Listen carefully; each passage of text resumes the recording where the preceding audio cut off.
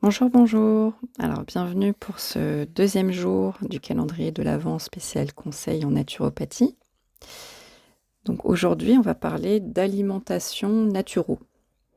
Alors comme vous le savez, moi je suis, une passionnée d'alimentation depuis des années et ça n'a pas changé avec le début de mes études en naturopathie. Sauf que j'apprends des choses, différentes. Voilà, donc je vais vous partager aujourd'hui. Donc, comme nous l'avons vu hier, en naturopathie, on considère que la santé est liée à l'état de notre terrain. Et donc, ce dernier dépend en grande partie de notre alimentation et de notre environnement. Tout ce que nous ingérons, tout ce qu'on peut faire rentrer dans notre système digestif pourrait être soit bénéfique pour notre santé, ou au contraire pourra favoriser l'apparition de maladies. Et au cours des 50 dernières années, nos habitudes alimentaires ont considérablement changé. Il y a eu une énorme augmentation de la consommation de produits transformés. Parallèlement à ça, on a diminué la consommation de fruits et légumes frais. L'agriculture intensive s'est largement développée et on a aussi beaucoup augmenté nos consommations de produits raffinés. Donc les sucres et farines raffinées, mais également les huiles raffinées qui sont riches en acides gras pro-inflammatoires. Sans oublier qu'on est de plus en plus sédentaire et qui donc logiquement entraîne une diminution de nos besoins caloriques, alors que c'est pas du tout ce qui se passe en réalité, car nous mangeons toujours plus d'aliments riches en calories, qui plus est des aliments riches en calories vides, donc qui n'apportent ni vitamines ni minéraux. J'aime bien la citation d'Hippocrate qui disait que ton aliment soit ton premier remède. Donc en naturopathie, on prend en compte des facteurs qui ne sont en général pas abordés en nutrition classique, tels que la qualité intrinsèque de l'aliment. Donc c'est quoi? C'est-à-dire un aliment vrai, manger un aliment qui n'est pas transformé, qui est donc riche en vitamines, en minéraux et de qualité biologique.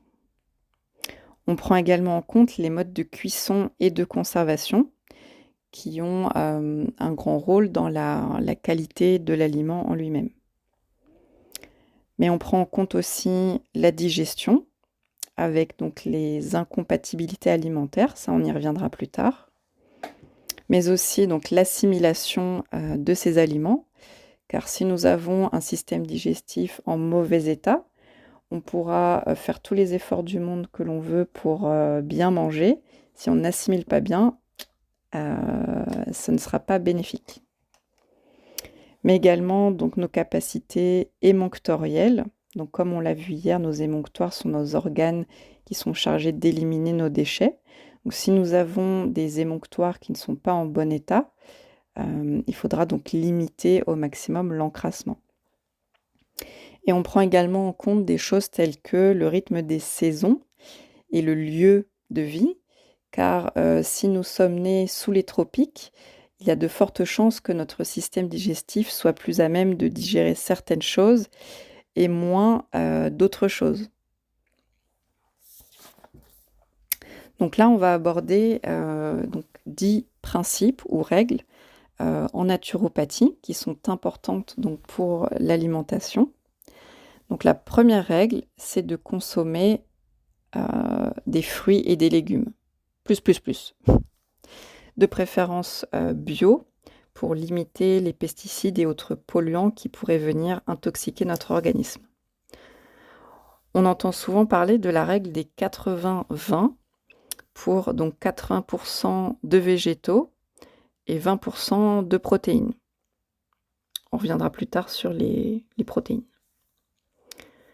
Donc, deuxième principe, c'est de consommer des aliments crus, car ils sont chargés en énergie vitale et plus riches en vitamines, minéraux, mais également en enzymes qui participent à la digestion. Troisième règle, ça va être de limiter au maximum l'alimentation transformée. Donc là, tout simplement, je vous invite à vous demander si nos intestins sont adaptés pour digérer des croissants et autres Kinder Bueno à gogo? Je pense qu'on a tous la réponse. 4e principe. Donc consommer des bonnes huiles végétales de première pression à froid et d'origine biologique. Donc on connaît très bien chez nous l'huile d'olive, mais il est également important de consommer des huiles végétales riches en oméga 3 qui sont anti-inflammatoires, telles que l'huile de colza, l'huile de cameline ou l'huile de chanvre. Attention car ces huiles végétales riches en oméga 3 sont très sensibles à la chaleur et se conservent au frigo. Donc 5e principe, c'est de consommer des protéines de bonne qualité. Donc pour ça, on va privilégier donc la consommation d'œufs, car les œufs sont les protéines qui ont le meilleur rapport en acides aminés, donc protéines de très très bonne qualité, si on les digère bien et que nous ne sommes pas intolérants. Ça va être également de consommer des viandes et poissons, mais de bonne qualité. Ça, c'est très très important.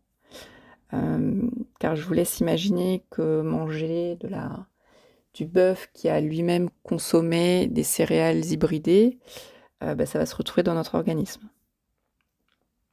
On peut également consommer des fromages frais de chèvre et de brebis. Et au niveau des protéines végétales, on n'oublie pas donc les légumineuses, telles que les pois chiches, les lentilles, les haricots blancs, les haricots rouges, etc. Et aussi les oléagineux, donc comme les amandes, les noisettes, les noix de cajou, etc. Sans non plus en consommer à outrance, car ils sont très riches en lipides, très énergétiques. 6e principe, ça va être de boire de l'eau, tout simplement. Boire beaucoup d'eau, veiller chaque jour à avoir une hydratation suffisante et aussi de limiter les boissons excitantes telles que le thé et le café. 7e règle, on va parler donc d'incompatibilité alimentaire. Alors je ne vais pas vous faire un cours sur les incompatibilités alimentaires car on pourrait y rester une demi-journée. Juste 2 règles essentielles en naturopathie. Donc pour favoriser notre digestion, ça va être de consommer des fruits en dehors des repas. Alors qu'en France, on a l'habitude de consommer nos fruits plutôt en guise de dessert, donc à la fin du repas. Mais qu'est-ce qui se passe quand on consomme un fruit après son repas? Les fruits, normalement, se digèrent très très vite. En 30 minutes, sur un estomac vide, c'est digéré. Sauf que quand ça vient après, donc des protéines, des glucides, des lipides, eh bien, les fruits vont rester à fermenter dans l'estomac et rester là plusieurs heures, le temps que les autres aliments soient digérés. Ça va entraîner donc des fermentations, des ballonnements, des douleurs, et personne n'a envie de ça. Donc, on conseille de consommer ces fruits en dehors des repas. Donc, soit 1 heure, une demi-heure avant un repas, ou tout simplement au moment des collations, donc le matin, en milieu de matinée, ou dans l'après-midi, si l'appétit est là. 2e règle pour les incompatibilités alimentaires, ça va être de limiter sa consommation de protéines en même temps que de l'amidon. Donc l'amidon, c'est quoi? C'est ce qu'on retrouve dans les féculents, donc les céréales, le riz, les pâtes, etc. Et aussi les légumes amidonnés, donc qu'on peut aussi appeler légumes racines. Donc ça va être les betteraves, le panais, la carotte, toutes les courges, également la châtaigne. Donc il y a vraiment des putréfactions qui se créent quand on digère des protéines avec de l'amidon. Donc la solution, c'est de consommer ces protéines en même temps que des légumes verts de préférence. 8e règle, on va limiter les aliments de tolérance, c'est-à-dire limiter sa consommation. Ça ne veut pas dire les supprimer totalement, mais diminuer sa consommation, donc d'amidon. Premier aliment de tolérance, c'est l'amidon, parce que ça apporte beaucoup de colle dans notre organisme. Ça, on y reviendra plus tard dans le mois de décembre. Donc beaucoup de déchets à éliminer, c'est assez lourd pour l'organisme. Donc l'amidon, je rappelle, tout ce qui est céréales, féculents. Et également, autre aliment de tolérance, c'est la viande. Donc principalement la viande rouge. Donc ça, vous l'entendez depuis des années maintenant, limiter sa consommation de viande rouge. C'est très encrassant pour l'organisme et pro-inflammatoire. 9e règle, ça va être de diminuer sa ration alimentaire, de sorte qu'à la fin du repas, on ait encore une petite sensation de faim. Car il est prouvé que ça facilite la digestion. Et nos amis les Coréens et Japonais, c'est un de leurs principes, donc de terminer le repas en ayant un petit peu faim. Globalement, 80%, un estomac plein à 80%. Et dernière règle, ça va être la règle des 80-20 encore, une règle des 80-20, mais cette fois-ci, donc 80% de suivre toutes ces règles, et 20% d'avoir une certaine forme de lâcher-prise, sans se lâcher non plus à se faire mal au ventre, mais un peu de souplesse. Voilà.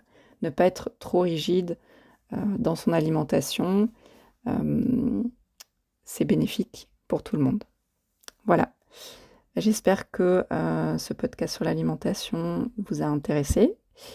On pourrait parler pendant des heures de l'alimentation, mais je vais éviter de vous faire des podcasts de 3 heures, sinon je vais perdre tout le monde. Et c'est pas très productif, disons.